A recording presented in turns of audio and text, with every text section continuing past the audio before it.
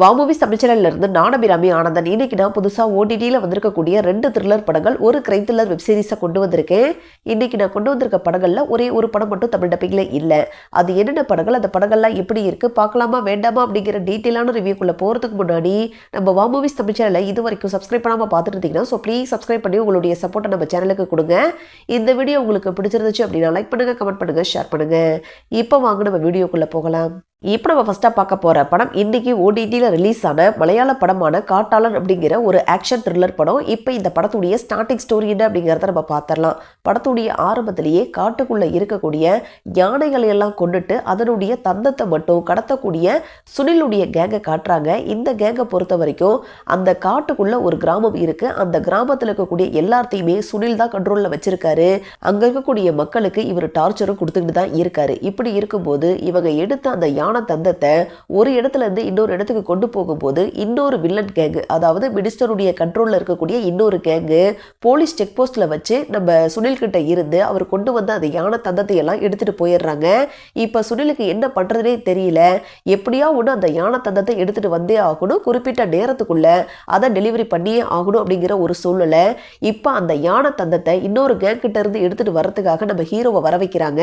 இதுக்கப்புறம் என்னென்ன மாதிரியான சம்பவங்கள் நடந்துச்சு அப்படிங்கிறது தான் இந்த படத்துடைய மீதி கதை.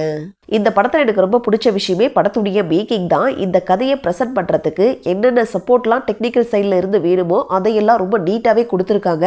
படத்தில் வரக்கூடிய ஆக்ஷன் சீன்ஸ் எல்லாமே ரொம்ப சூப்பராகவே இருந்துச்சு. பேக்ரவுண்ட் ஸ்கோரிங்கும் ரொம்ப நீட்டாகவே இருந்துச்சு. ஒரு சில கதாபாத்திரத்துடைய இன்ட்ரோடக்ஷன் அப்படிங்கிறது பார்க்கறதுக்கு நல்லாவே இருந்துச்சு. ஃபர்ஸ்ட் ஆஃப் பெருசாக போர் அடிக்காத மாதிரி கொண்டு போயிருந்தாங்க. படத்தில் நடிச்சிருந்த சுனில், ஆண்டனி வர்கீஸ் உள்பட எல்லாருமே ரொம்ப சூப்பரான ஒரு பர்ஃபார்மன்ஸை கொடுத்துருக்காங்க. இந்த படத்துக்கு பார்ட் 2க்கான லீடுமே விட்டுருக்காங்க. பட் இந்த படத்தில் ஒரு சில குறைகளும் இருக்கு. ஆக்சுவலாக மலையாளத்தில் வந்த இன்னொரு புஷ்பா படம் அப்படின்னு தான் இந்த படத்தை சொல்லணும். ஆனால் புஷ்பா படத்தில் கிரியேட் பண்ண அந்த இம்பேக்டை இந்த படத்தால் பெருசாக கிரியேட் பண்ண முடியல. நம்ம மலையாள படத்தை எதுக்காக பார்க்குறோம், பெருசாக லாஜிக் மீறல்கள்லாம் இருக்காது, ரொம்ப உண்மைக்கு நெருக்கமாக எடுப்பாங்க அப்படின்னு சொல்லி தானே. ஆனால் இந்த படத்தில் எக்கச்சக்கமான லாஜிக் மீறல்களும் இருக்கு, கமர்ஷியலான விஷயங்களும் இருக்கு. ஆக்சுவலாக தெலுங்கு படம் பார்க்குற மாதிரி தான் எனக்கு இருந்துச்சு. எல்லா கதாபாத்திரங்களையுமே இவங்க நெகட்டிவாக காட்டினதுனாலேயே எந்த கேரக்டர்ஸ் கூடயும் பெருசாக இன்வால்வ் ஆகி பார்க்கவே முடியல. எமோஷனலாகவும் எனக்கு பெருசாக எங்கேயுமே கனெக்ட் ஆகலை. ஒரு சிம்பிளான ஒரு கேங்ஸ்டர் ட்ராமா தான். புதுமையான விஷயங்கள் அப்படின்னு சொல்லி இந்த படத்தில் பெருசாக எதுவும் இல்லை. ஓவராலாக ஒரு மொத்த படமாக பார்க்கும்போது எனக்கு இந்த படம் ஒரு ஆவரேஜான ஒரு படம் அப்படிங்கிற ஒரு ஃபீலை தான் கொடுத்துச்சு. டைம் பாஸுக்கு பார்க்குறதா இருந்தால் வேணால் ட்ரை பண்ணி பாருங்க. இந்த படம் மனோரமா மேக்ஸில் தமிழ் டப்பிங்குடைய அவைலபிளாக இருக்கு. அடல்கண்டை பொறுத்த வரைக்கும் செக்ஸுவலான காட்சிகள் அப்படின்னு சொல்லி பெருசாக எதுவும் கிடையாது. ஆனால் ஒரு சில வைலண்டான காட்சிகள்லாம் இருக்கு. ஸோ அதுக்கேற்ற மாதிரி நீங்கள் பிளான் பண்ணிக்கிங்க. இப்போ நம்ம ரெண்டாவதாக பார்க்க போகிறது ஹாலிவுட் வெப் சீரிஸான ரீச்சர் அப்படிங்கிற கிரைம் த்ரில்லர் சீரிஸ். இந்த சீரிஸுடைய சீசன் 4 இப்போ ரிலீஸ் ஆயிருக்கு. சீசன் 4 பொறுத்த வரைக்கும் டோட்டலாக 8 எபிசோடு, இப்போதைக்கு 3 எபிசோடு மட்டும்தான் வந்திருக்கு. இப்போ இந்த சீரிஸுடைய கதை என்ன அப்படிங்கிறத நம்ம பார்த்துடலாம். ஆக்சுவலாக இந்த சீசன் மொத்தமாக இருக்கு இல்லையா, அதாவது சீசன் 1, சீசன் 2, சீசன் 3, சீசன் 4, இது எல்லாமே பார்த்தீங்கன்னா லீ சைல்ட் அப்படிங்கிற ஒரு நபருடைய நாவலை பேஸ் பண்ணி தான் எடுத்திருக்காங்க. இந்த வெப் சீரிஸுடைய கதைக்களமே ஒரே மாதிரியான ஃப்ளோவில் தான் போகும். அதாவது சீசன் 1, சீசன் 2, சீசன் 3, சீசன் 4 உள்பட ஒரே மாதிரியான ஃப்ளோவில் தான் கொண்டு போயிருப்பாங்க. அதாவது நம்ம ஹீரோ ஏதாவது ஒரு மர்டர் இல்லைனா சூசைட் நடக்கக்கூடிய இடத்துல சிக்கிக்குவாரு. அவரு தான் குற்றவாளி அப்படின்னு சொல்லி போலீஸ் அரெஸ்ட் பண்ணி கூட்டிட்டு போவாங்க. அதுக்கப்புறம் அவர் நிரபராதி அப்படின்னு சொல்லி ரிலீஸ் பண்ணிடுவாங்க. பட் இருந்தாலும் அந்த மர்டருக்கு பின்னாடி இருக்கக்கூடிய மர்மம் என்ன அப்படின்னு சொல்லி நம்ம ஹீரோ பர்சனலாக களத்தில் இறங்கி இன்வெஸ்டிகேட் பண்ணுவார். இந்த மாதிரி தான் மொத்த கதைகளுமே கொண்டு போயிருப்பாங்க. அதே மாதிரி தான் இப்போ சீசன் 4மே வந்திருக்கு. சீசன் 4 உடைய ஸ்டார்டிங்லேயே நம்ம ஹீரோவை காட்டுறாங்க. நம்ம ஹீரோ இதுக்கு முன்னாடி மிலிட்டரி போலீஸாக இருந்துட்டு இப்போ ஒரு சாதாரண ஒரு வாழ்க்கையை தான் வாழ்ந்துட்டு இருக்காரு. சொல்ல போனால் நாடோடி மாதிரி தான் ஒரு வாழ்க்கையை வாழ்ந்துட்டு இருக்காரு. சொந்தமான வீடு, சொந்த இடம், சொந்த ஊர் அப்படின்னு சொல்லி எதுவுமே கிடையாது. அவருக்குன்னு சொந்த பந்தம் அப்படின்னு சொல்லி யாருமே கிடையாது. அவருக்கு நினைச்ச இடத்துக்கு போவார், நினைச்ச இடத்துல கொஞ்ச நாள் இருப்பார், அதுக்கப்புறம் அங்கேருந்து கிளம்பி போயிடுவார். இப்படிப்பட்ட ஒரு கேரக்டராக தான் நம்ம ஹீரோவுடைய கேரக்டரை காட்டுறாங்க. சீரீஸுடைய ஸ்டார்டிங்லேயே நம்ம ஹீரோ சப்வேல இருக்கக்கூடிய ஒரு ட்ரெயினில் ட்ராவல் பண்ணி போயிட்டு இருக்காரு. அப்படி போகும்போது அவருடைய கம்பார்ட்மெண்ட்டில் மொத்தமாகவே ஒரு 4 பேர் தான் இருக்காங்க. அதில் ஒரு லேடி கொஞ்சம் வியர்டாக பிஹேவ் பண்ணுறாங்க. அவங்களுடைய பேக்குள்ள ஏதோ ஒன்று மறைச்சு வச்சிருக்க மாதிரி தெரியுது. இதை பார்த்த உடனே நம்ம ஹீரோவுக்கு ஒருவேளை அந்த பேக்குள்ள பாம்பு இருக்குமோ அப்படின்னு சொல்லி சந்தேகப்பட்டு அந்த லேடி கிட்ட பேச்சு கொடுக்கறதுக்காக கிட்ட போறாரு. அப்போ அந்த லேடி பேக்குள்ள இருந்து ஒரு துப்பாக்கியை எடுத்து நம்ம ஹீரோவுக்கு முன்னாடி காட்டி மிரட்டிட்டு இருக்காங்க. அப்போ நம்ம ஹீரோ என்ன சொல்றாருன்னா, நான் ஒரு போலீஸ் தான், உங்களுக்கு எந்த பிரச்சனையா இருந்தாலும் சொல்லுங்க, நான் சால்வ் பண்றேன் அப்படின்னு சொல்லிட்டு இருக்கும் போதே, அப்ப நீங்க போலீஸா, இதுக்கப்புறம் என்ன யாரா யாராலையுமே காப்பாற்ற முடியாது அப்படின்னு சொல்லி அந்த துப்பாக்கியை எடுத்து அவங்களையே சுட்டுக்கிட்டு சூசைட் பண்ணி இறந்து போயிடுறாங்க. இப்போ இந்த கேஸில் குற்றவாளி அப்படின்னு சொல்லி நம்ம ஹீரோவை போலீஸ் அரெஸ்ட் பண்ணிட்டு போகிறாங்க. பட் அதுக்கப்புறம் அவர் நிரபராதி அப்படின்னு சொல்லி ரிலீஸும் பண்ணிடுறாங்க. ஆனால் இந்த சூசைடுக்கு பின்னாடி ஏதோ ஒரு மர்மம் இருக்குது அப்படின்னு சொல்லி இதுக்கான விடையை தேடி நம்ம ஹீரோ கிளம்புறாரு. இதுக்கப்புறம் என்ன நடந்துச்சு அப்படிங்கிறது தான் இந்த சீரிஸுடைய மீதி கதை. நான் ஸ்டார்டிங்லேயே சொன்ன மாதிரி நீட் சைல்ட் அப்படிங்கிற ஒரு நபர் எழுதின கான் டுமாரோ அப்படிங்கிற நாவலை பேஸ் பண்ணி தான் இப்போ இந்த சீசன் 4 வந்திருக்கு. இந்த சீசன் 4 பார்க்கணும் அப்படின்னா இதுக்கு முன்னாடி வந்த 3 சீசனையும் கண்டிப்பாக பார்த்தே தீரணுமா அப்படின்னு கேட்டிங்கன்னா அதெல்லாம் தேவையே இல்லை. ஏன்னா ஒவ்வொரு சீசன்லையும் வேற வேற கேஸு, ஹீரோ மட்டும்தான் காமனாக இருப்பார். அதனால நீங்கள் தனித்தனியாகவே ஒவ்வொரு சீசனையும் பார்க்கலாம். நான் சீசன் 1 சீசன் 4 தான் பார்த்துருக்கேன். நடுவில் இருக்கக்கூடிய சீசன் 2 சீசன் 3 நானே இன்னும் பார்க்கல. ஸோ இன்ட்ரெஸ்ட் இருக்குது அப்படிங்கிறவங்க ட்ரை பண்ணி பாருங்கள். இப்போ இந்த சீசன் 4 பொறுத்த வரைக்கும் 3 எபிசோடு தான் இப்போதைக்கு வந்திருக்கு.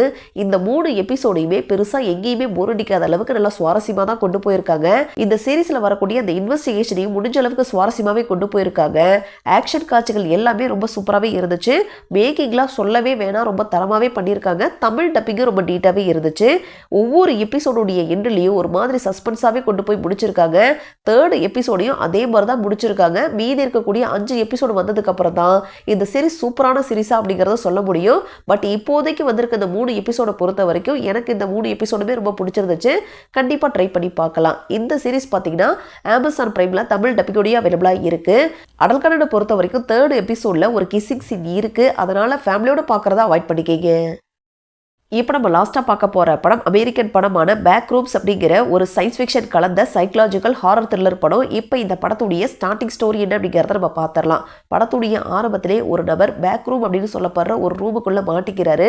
அப்போ ஏதோ ஒரு கண்ணுக்கு தெரியாத ஒரு உருவம் வந்து அவரை இழுத்துட்டு போகிற மாதிரி காட்டுறாங்க. பட் அது என்ன அப்படிங்கிறது நமக்கு தெளிவாக தெரியல.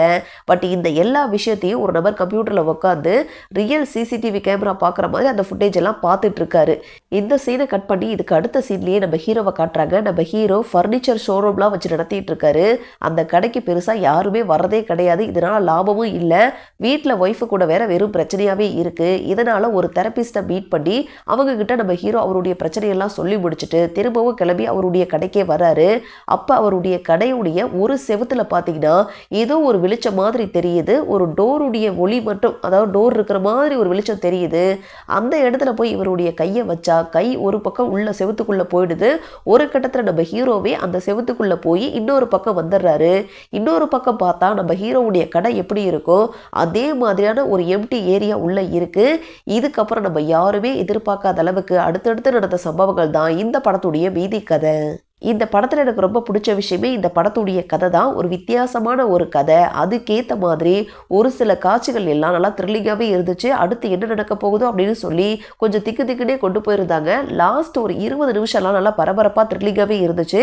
படத்தில் நடிச்சிருந்தது மொத்தமாகவே ஒரு 3-4 கதாபாத்திரங்கள் தான் வராங்க. மெயின் கதாபாத்திரங்கள் அப்படின்னு பார்த்தா நம்ம ஹீரோயின் தான். 2 பேருமே சூப்பரான ஒரு பர்ஃபார்மன்ஸை கொடுத்துருக்காங்க. பெருசாக டைலாக்ஸே இருக்காது. அவங்களுடைய பார்வை, அவங்களுடைய ரியாக்ஷனை வச்சு நிறைய விஷயங்களை எக்ஸ்போஸ் பண்ணியிருப்பாங்க. அதெல்லாம் நல்லா சூப்பராகவே இருந்துச்சு. மேக்கிங்லாம் ரொம்ப தரமாகவே பண்ணியிருக்காங்க. பட் இந்த படத்தில் ஒரு சில பிரச்சனைகளும் இருக்குது. படம் பயங்கர பரபரப்பாக போகக்கூடிய ஒரு படம்லாம் கிடையாது. நடுவில் அங்கங்கே ஸ்லோவாக தான் போகும். ஆக்சுவலாக இது ஒரு டெட் ஸ்லோ ட்ராமா தான். நடுவில் பார்த்தீங்கன்னா நம்ம ஹீரோயின் உட்காந்து ஒரு 15 நிமிஷத்துக்கு பேசிகிட்டே தான் இருப்பாங்க. 3வது மிகப்பெரிய ஒரு பிரச்சனையே இந்த படத்துடைய கிளைமேக்ஸ் தான். கிளைமேக்ஸில் எப்படி இது நடந்துச்சு, இதுக்கு பின்னாடி இருக்கக்கூடிய காரணம் என்ன, எதனால் இதெல்லாம் நடக்குது அப்படிங்கிற எந்த ஒரு டீட்டெயிலுமே கரெக்டாக அவங்க சொல்லலை. ஸோ கன்ஃபியூசிங்கான ஒரு கிளைமேக்ஸை தான் இவங்க விட்டுருக்காங்க.